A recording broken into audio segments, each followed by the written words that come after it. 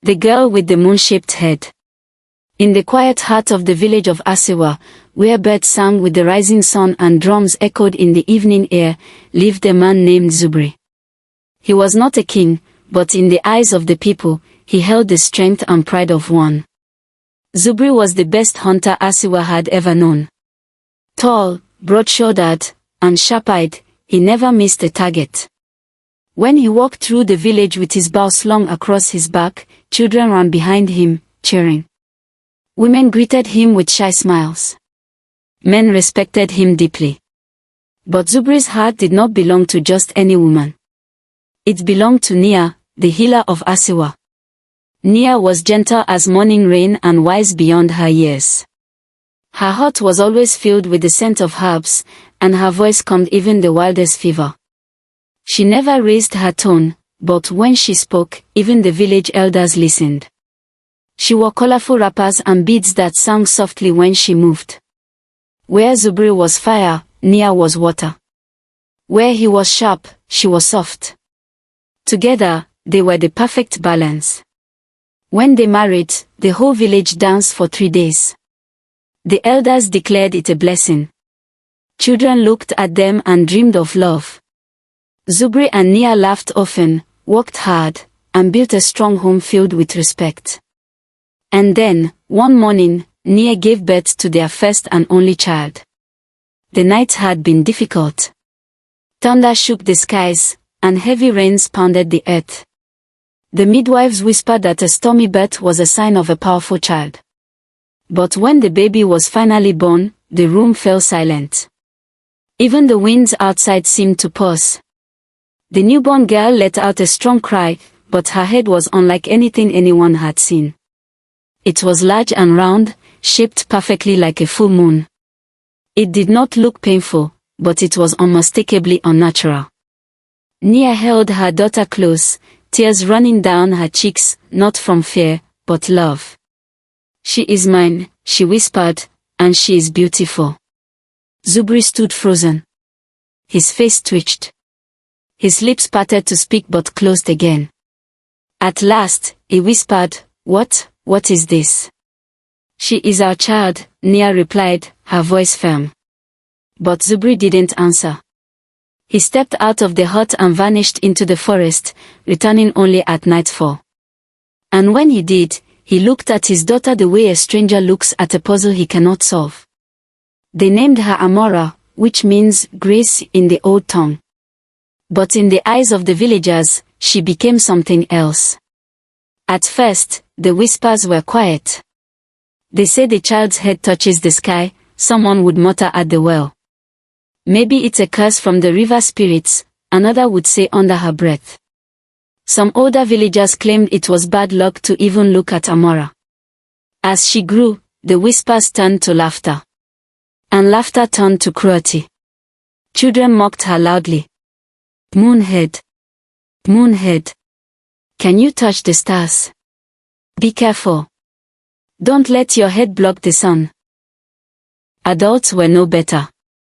Some refused to greet her. Others crossed the street when she walked by. They stared. They whispered. They laughed. And Zubri. He grew cold. He stopped speaking to Amara except for commands. "Go fetch water. Stay out of the main road. Don't talk to strangers." His proud shoulders now slouched with shame whenever people looked at them as a family. He began to avoid public events altogether. And when there was no choice but to attend, he made sure Amara stayed home. He told Nia, "Let the child stay. I won't have her bring more shame." Nia tried to speak sense into him. "She is a child, Zubri. Our child. She is innocent." But Zubri looked away. "She's different. People will never see her the same." Amara was only 6 the first time she cried herself to sleep because of a stranger's words. By age 9, she stopped playing with the other children. By 10, she had learned to walk with her eyes on the ground, hoping the stairs would fade if she became invisible. But if the world outside was cruel, the forest was kind. Amara loved the forest. She would slip away from the village and disappear into its green heart. The trees didn't laugh. The birds didn't mock. The leaves rustled like songs and the wind whispered stories. There, under the white sky and tall trees, Amara found her peace. Nia, knowing her daughter's pain, began to teach her the ancient language of herbs. She showed her how to identify healing roots, which flowers could bring sleep, which bark is fever. Amara listened with wide eyes and eager hands. She soaked up every lesson like dry earth drinks rain. By age 12, Amara could name over 50 plants by sight. She made balms for cuts, teas for colds, and oils that soothed aching joints. Her tiny fingers moved with care and skill far beyond her age. Sometimes villagers would sneak to Nia's hut, asking quietly, "Does the girl with the strange head have something for my cough?" Or, "Can your daughter help my sick child?" Nia would answer with a smile, "She is more gifted than you know." But they never said thank you to Amara. They took her help, then left quickly, as avoiding hers. Zubri refused to let Amara attend any public gathering. Not the dances. Not the storytelling nights. Not even harvest feast. They'll mock her more. "It's better she stays hidden," he would say. Amara didn't argue. She had long given up hoping to be accepted. One evening, as the orange sun dipped behind the hills, Amara sat by the river, her reflection rippling in the water. She touched her own head and sighed. "Why did the gods make me this way?" she whispered. She didn't expect an answer, but the river, wise and eternal, seemed to hum gently in response. Just then, a rustling behind her broke the silence. It was her mother, Nia, carrying a small pouch of herbs. She sat beside Amara and said nothing for a moment. Then she spoke. "Do you know what the moon does, Amara?" Amara shook her head. "The moon rises when the world is dark. It shines when the sun hides. It watches over the earth quietly, and even the ocean listens to its pull." She looked at her daughter with deep love in her eyes. "You are not cursed. You were born under a full moon, shaped by it. You were made to shine in darkness. You were made to guide, not to follow." Amara blinked away tears. "But no one sees me that way." "One day," Nia said, "they will." Amara didn't reply. But in her heart, a small light flickered to life. A hope. A strength. A seed planted deep. She stood, wiped her hands, and walked back to the village. Not to hide. But to learn. To grow. To prepare. For though the world laughed now, the moon never stopped shining. The village of Asiwa had never seen a festival so grand. Bright-colored cloths hung between the palm trees. Drums echoed like heartbeats. Women painted their faces with clay and ash. Children ran barefoot, their laughter skipping through the air like songs. Why all the excitement? Because Prince Madu, son of the king of Asiwa, had returned from his warrior training. He was now of age to be crowned heir to the throne. The prince was tall, with shining gold bracelets and a smile that never reached his eyes. He loved attention, especially when it came at someone else's pain. Madu didn't just walk through the village, he strutted. And when he saw someone weak or different, he turned their struggle into entertainment. "Life is too serious," he would say, laughing. "We must laugh. Even if it's at someone else." The king, old and tired, said nothing. The people dared not speak either. After all, he was royalty. They had to laugh, even if their hearts didn't find it funny. So, when the royal festival was announced, everyone prepared with excitement and fear. At the far end of the village, in a small mud hut surrounded by herbs and quiet, Amara helped her mother grind dried leaves into powder. Her moon-shaped head was covered with a scarf, as always. She had grown into a graceful girl, tall, soft-spoken, and filled with quiet strength. "Will you go to the festival?" Nia asked gently. Amara hesitated. Father said I shouldn't. Your father isn't here, Nia said calmly. And I believe you should go. Not to please others, but for yourself. Sometimes, even the moon must rise during the day. Amara looked up. Her heart trembled. What if they laugh? They might, her mother replied. But laughter fades. What matters is how strong you stand after. That evening, wrapped in a long cloak with the hood drawn low over her head, Amara made her way to the square. She moved between stalls selling roasted yams and fried puff-puff, her heart pounding with every step. In the center of the village, a stage had been built with palm wood and red cloth. On it sat Prince Madu, his golden staff resting beside him. Around him were village elders, warriors, and handmaidens fanning him gently. The villagers stood in a wide circle, clapping, dancing, cheering. Suddenly, Prince Madu stood and raised his hand. People of Asiwa, he called. His voice boomed like a talking drum. Today is a day of joy. A day of laughter. The crowd cheered. But what is a festival, he continued, smirking, without a little entertainment. His eyes sparkled with mischief. I have heard stories. Tales of a girl. A girl so blessed by the gods, her head touches the clouds. Some villagers gasped. Others laughed nervously. Prince Madu grinned. Yes, I speak of the moon-headed girl. They say she hides. They say she runs. But today, I wish to meet her. Gasps turned to silence. Amara's heart sank. Prince Madu clapped his hands. His guards moved through the crowd like hunting dogs, searching. Before Amara could slip away, a heavy hand grabbed her shoulder. You! Come with us. No, she whispered, shaking. But the guard pulled back her hood. Her moon-shaped head caught the light of the setting sun. The crowd murmured. A few laughed. Prince Madu clapped like a delighted child. There she is. The legend is true. The guards dragged her onto the stage. Amara stood frozen, facing hundreds of eyes, her scarf fallen to her shoulders. Her heart pounded like war drums in her chest. I have prepared a contest. Prince Madu shouted. A challenge fit only for the strongest of heads. The crowd chuckled. He snapped his fingers, and a servant appeared with a tray of ripe oranges. Let us see how many this majestic head can balance, he said, bowing dramatically toward Amara. Laughter erupted. Amara's hands trembled as the prince placed one orange on her head. It rolled off and fell. The crowd roared. Another orange. It rolled off again. Tears welled in her eyes.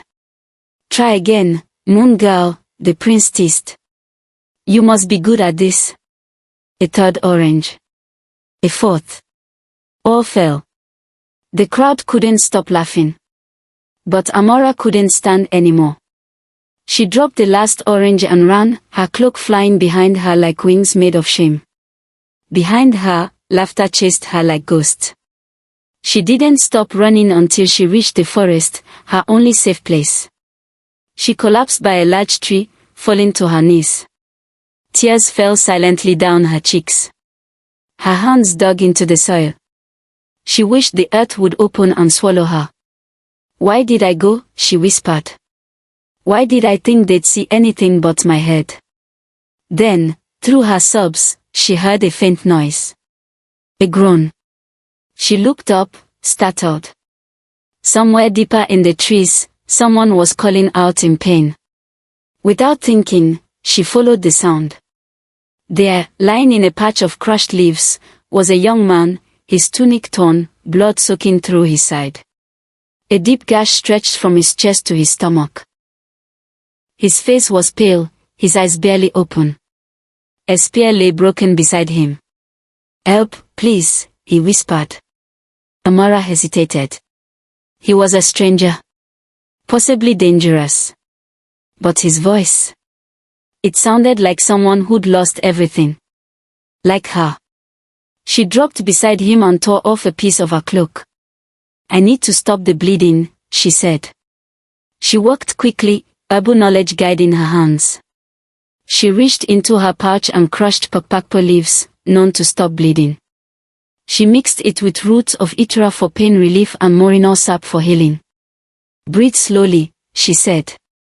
"It will sting." The young man winced as she pressed the mixture into his wound. She tied the cloth tightly around him. His breathing slowed. The bleeding stopped. "You saved me," he whispered. "I couldn't leave you here," Amara replied. "What's your name?" "Amara." He smiled weakly. "Beautiful name. And you?" "I don't remember. I think it is. That's all I know." "Where are you from?" "I don't know," he said again. "I was hunting. Then, something attacked me. Boss. I ran. Then I woke up here." He looked at her. Really looked at her. His eyes didn't drift to her head. They stayed on her face. You're different," he said. Amara pulled her scarf up. "It's okay," he added quickly. "I didn't mean it like that. I meant, you're kind." No one had ever said that to her before. He continued, his voice fading. "You didn't laugh, like the others." Amara's heart tightened. She wanted to cry again. But this time, not from pain. She helped him sit up against a tree. The forest darkened around them. "Let me take you to my mother," she said softly. "She'll help." And together, slowly, they began to walk. Two strangers, one mocked, one broken, both needing something they hadn't found in the world yet. Not laughter. Not power. But understanding. The next morning, Amara returned to the village with the stranger named Is, leaning heavily on her shoulder. His body still weak, but alive. The wound she treated no longer bled, but he needed rest more than the forest could give. Her mother, Nia, opened the door wide when she saw them. Without questions or judgment, she helped Amara bring him inside and lay him on a mat. "A stranger?" Nia asked gently, once they were alone. "He was attacked by wild boars. I couldn't leave him there," Amara replied, lowering her eyes. Nia nodded. "Then the spirits led your feet to where you were needed. We'll care for him." For the next few days, he stayed under Nia's roof. Amara prepared his food, cleaned his wounds, and sat beside him as he rested. When he was strong enough to walk, he helped with simple chores, fetching firewood, feeding goats, and sweeping the compound. The two of them laughed easily. Is often told silly jokes, and Amara, for once in her life, laughed without fear of being laughed at. But outside the quiet safety of their home, the village was not so kind. "Look at them," women gossiped at the well. "Moonhead and the stranger. What a pair. I heard she found him in the forest," one man said with a smirk. "Maybe she conjured him with witchcraft. Or maybe he's the only one blind enough not to see her head," another chuckled. The whispers grew louder each day. Some villagers crossed the road when they saw them pass. Others snickered openly, pointing at Amara's head and Isa's bandaged side. But Is didn't care. And Amara, though her heart stung with each cruel word, held her head higher than she ever had before. Up in the royal palace, Prince Madu watched everything from his window. He saw how Is helped Nia carry firewood. He saw how Amara and the stranger walked side by side through the market, laughing. He saw how his words, his laughter, his mocking meant nothing now. And he hated it. "She dares smile," he said through gritted teeth. A servant stood nearby, silent and trembling. "I humiliated her in front of the entire village," Madu shouted. "She should be hiding in shame. Instead, she walks around with him. Like they are some kind of royalty." He slammed his cup to the floor, spilling palm wine. His eyes burned with jealousy. Find out who that man is, he growled. And tell me everything. That same evening, as the stars came out, Amara and he sat outside the hut, their backs against a tree. I still don't remember where I come from, he said quietly. I don't remember my family, or my real name. Amara looked at him. The moonlight cast soft shadows on his face. We'll find out, she said. Somehow. I'll help you. He looked at her, his voice trembling. Why? She blinked, surprised. Because you're my friend. He smiled, then reached out and gently touched her hand. No one's ever called me that before, he said. They sat in silence after that, watching fireflies dance between the trees. But their peace was short-lived. One morning, the village square filled with screams. People were collapsing, shaking, sweating, coughing black phlegm. At first, it was a few. Then dozens. Even elders. The village healer, old Nana, came running with her god of medicine. She rubbed oils. She gave bitter roots. But the people only got worse. Some began to die. Then, Prince Madu himself fell ill. His skin turned pale, his eyes sunken. He couldn't speak. The palace called for every healer in nearby villages, but none had a cure. The people of Asiwa began to panic. Nia stood over a sick child near the edge of the market. She touched his forehead, it burned like fire. This is no normal sickness, she said. Something strange is happening. She looked at Amara. We need to go to the forest. Amara nodded. Together, they gathered their bags and vanished into the trees. Deep in the forest, where the tallest trees touched the sky, there was a place known only to a few. The Whispering Grove. Here, the wind spoke. The birds grew quiet. And the plants glowed faintly under the moonlight. It was a sacred place, where the spirits of healing lived. Amara placed her hand on a tree with silver bark. Please, she whispered. Help us. Show us what can heal our people. The wind picked up. Leaves swirled in a spiral on the ground. And suddenly, Nia pointed. There. Growing near the base of a rock were moonflowers, glowing blue under the night sky. These were red, they only bloomed during sickness brought by evil spirits. Amara collected them gently. Beside them grew bitterroot vines and dust fern, ingredients known to cleanse blood and fight darkness from within. They gathered everything and returned home. That night, Nia and Amara crushed the herbs, boiled roots, and sang ancient songs known only to the healer's bloodline. They poured the mixture into gourds, cooled it with morning dew, and wrapped each in palm leaves. Amara was the first to test it on herself. When nothing happened after an hour, they knew it was safe. The next morning, they visited the first home. Then another. Then the palace. They worked tirelessly for 3 days. Is helped carry herbs. He comforted the children. He fanned the elders. Slowly, the sick began to rise. Eyes opened. Skin turned warm again. Coughs faded. And finally, Prince Madu, sweating and shaking in his royal bed, opened his eyes and took a long breath. He was healed. But even as the villagers saw the results with their own eyes, many still whispered. She cured them, yes, but where did she learn such powerful magic? Look at her head. That's not a normal child. What if she's the one who cursed us in the first place? Amara heard it all. He's heard it too, and clenched his fist every time. Why do they hate you? He asked her one night. Amara gave a tired smile. Because they see only what's outside. You saved them. They don't want a healer with a head like mine.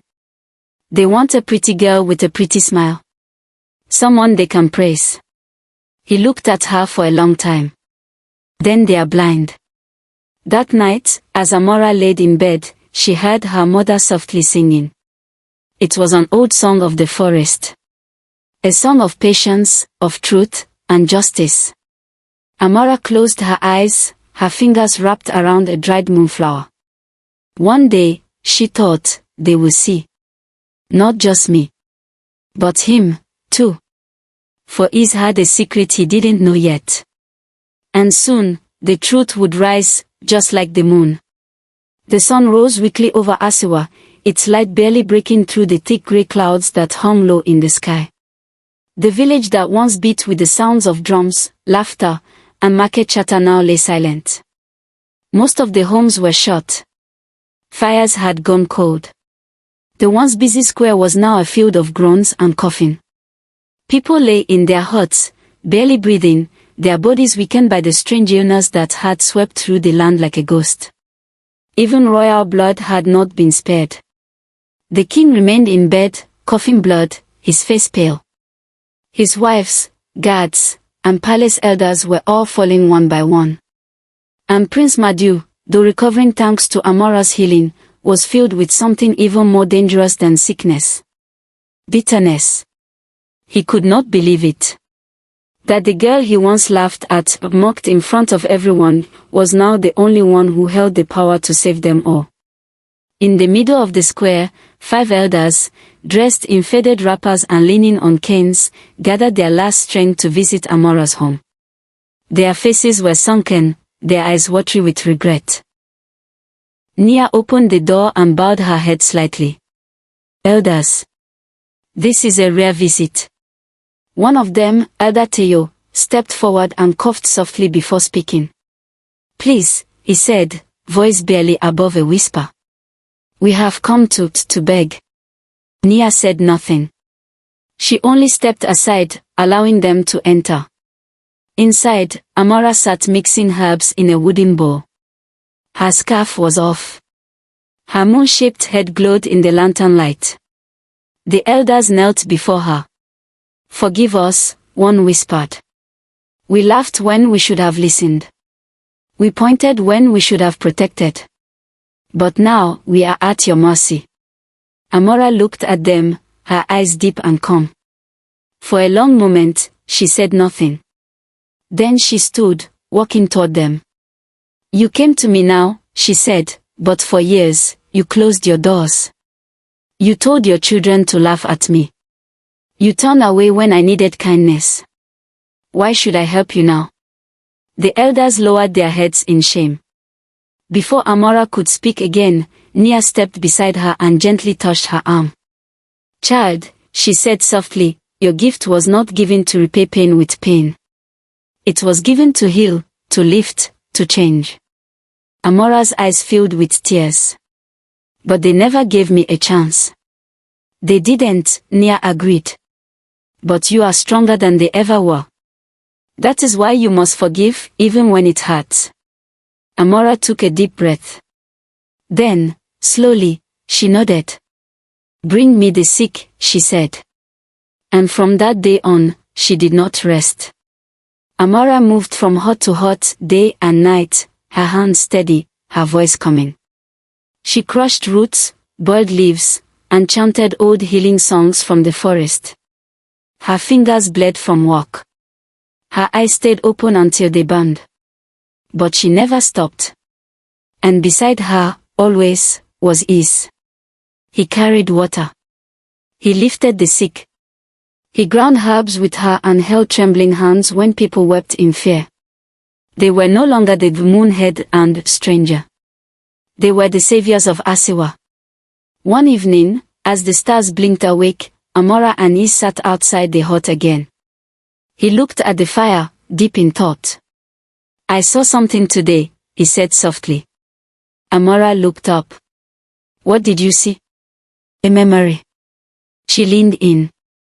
I was sitting in a golden room. There were drums, dancers, a celebration. I wore red silk and a crown. A woman sat beside me. My mother. She called me my prince.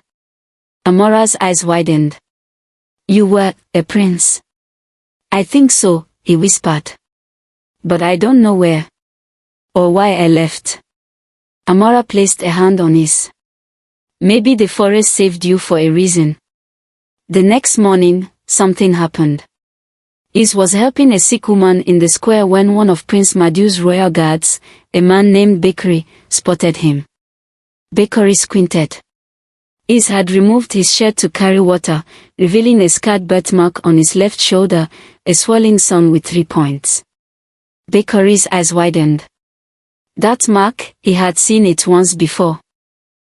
Years ago. During a visit to the Eastern Kingdoms.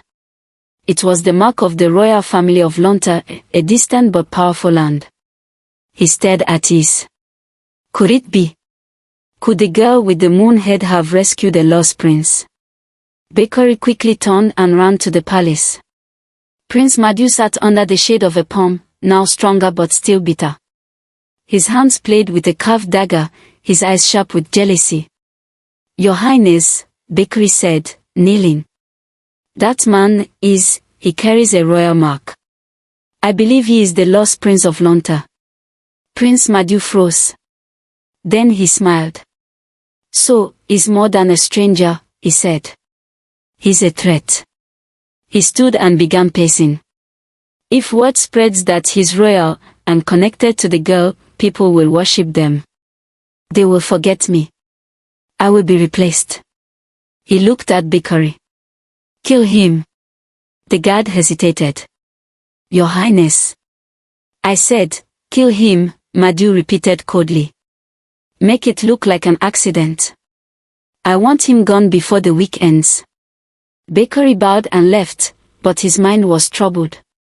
That evening, Amara was grinding dried leaves when Is entered the hut. He looked troubled. What is it? She asked. Nothing, he said. Just tired. But as she turned back to her work, Is looked at her with deep eyes. Amara, he said, if I asked you to leave this village with me one day, would you? She paused. I don't know, she said honestly. This place has hurt me. But it's also the only home I've ever known. I don't know who I am, he said. But with you, I feel like I've found myself. She smiled. Then wherever we go, as long as we're together, we'll be okay. Neither of them knew that outside the hut, hidden in the shadows, Bakery watched. He gripped the dagger in his belt. He would have to act soon. In the palace, Prince Madu prepared his robe. He would make a public speech the next day, claiming full credit for surviving the illness and ordering a celebration in his name. He looked at his reflection in the mirror.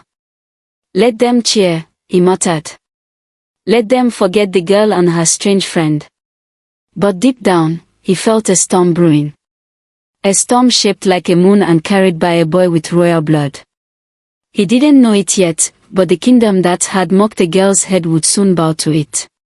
That night, long after the village fires had burned low and the stars had taken their place in the sky, Amara sat alone near her mother's garden, her heart heavy with worry. Something was wrong. She had seen the way Prince Madu had looked at Is that morning, like a man staring at a threat he couldn't control. And then she heard it. A whisper between two guards near the palace gate. Words they thought no one else heard. It must look like an accident. The prince said before the week ends. The stranger must disappear. Amara's chest tightened. They were going to kill Is. She ran home and found her mother asleep. She crept into their herb storage and pulled out 3 special ingredients, rare and dangerous. Whisper root. Dreambark. Sleep flower. Together, when boiled under moonlight, they created a powerful sleeping potion. It slowed the heart so much, it appeared as if the drinker were dead. Amara worked through the night. By morning, the potion was ready, cool, dark, and deadly looking. But she had made the antidote too, a revival brew hidden carefully in her satchel. When Is arrived later that morning, smiling as usual, she held the gourd out to him with trembling hands. Drink this, she whispered. He looked at her, confused. Please, just trust me. He stared into her eyes. And without another word, he drank. Seconds later, his eyes fluttered shut, and his body collapsed in her arms. Tears streamed down Amara's face as she cradled him. "I'm sorry," she whispered. "Forgive me, but it was the only way." Minutes later, the guards arrived, sent by Prince Madu. They found Is lifeless on the ground. "Dead," one said coldly. The other nodded. "The prince would be pleased." As they carried his body toward the sacred forest, Amara followed from a distance, her cloak wrapped tightly around her. She waited until the guards laid him beneath a great tree and walked away, leaving him for the spirits. Then, as darkness settled, she rushed to him. Her fingers trembled as she poured the revival potion into his mouth. "Come on," she begged. "Come back." She pressed his chest. She whispered his name. Nothing. She slapped his cheeks gently. "Is, please." Then, his fingers twitched. His eyes fluttered open. And he gasped for air. Amara laughed and cried at once, throwing her arms around him. "You're alive," she whispered. "You saved me, again," he said weakly. But before she could respond, the forest changed. A soft hum filled the air. The wind stilled. And before them appeared three glowing figures, dressed in robes of leaves and mist. Their eyes were stars, their voices like rustling trees. The forest spirits had arrived. "Child of the moon," one spirit spoke, looking at Amara. "Daughter of the earth's breath," said another. "We have watched you," the third spirit said. "From the day you were born with a head shaped like the moon, not a curse, but a mark of sight. Of vision.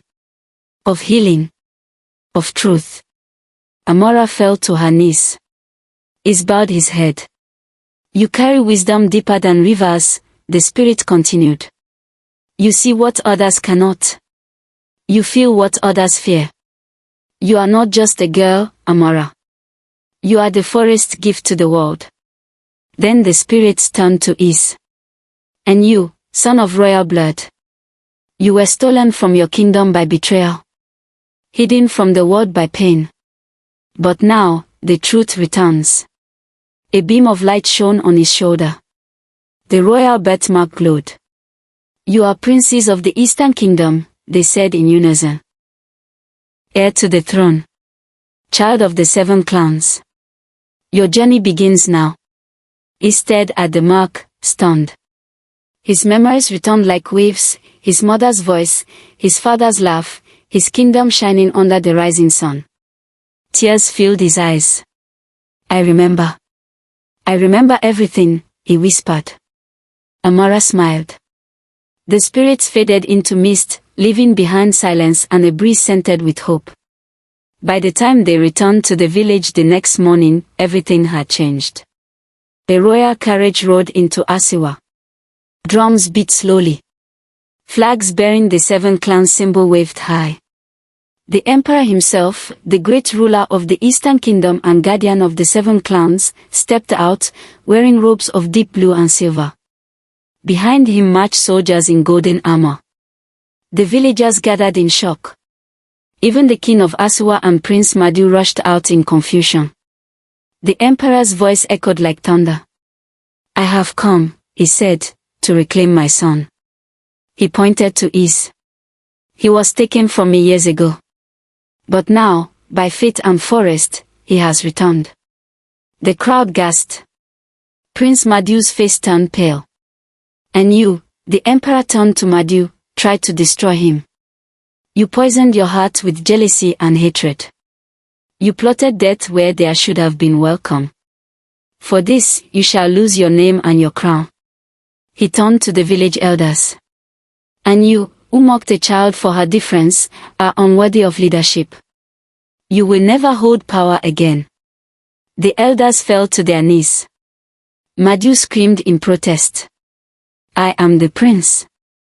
This village is mine." But no one listened. Guards seized him, and he was dragged away, his voice swallowed by the wind. Later that day, under the golden sun, he stood before the village, dressed in royal cloth, a new crown resting lightly on his brow. Beside him stood Amara, her moon-shaped head uncovered, glowing with pride and strength. "I owe everything to her," he said. "She saved my life. Not once, but many times. She saw what in me when I was lost. She is my heart, my healer, my queen." He turned to Amara and held her hand. "Will you walk beside me, not as the girl they mocked, but as the woman the spirits named?" Amara smiled, her eyes shining. "Yes," she whispered. "Always." The village broke into cheers, cheers louder than any drumbeat, louder than any laughter they had ever used against her.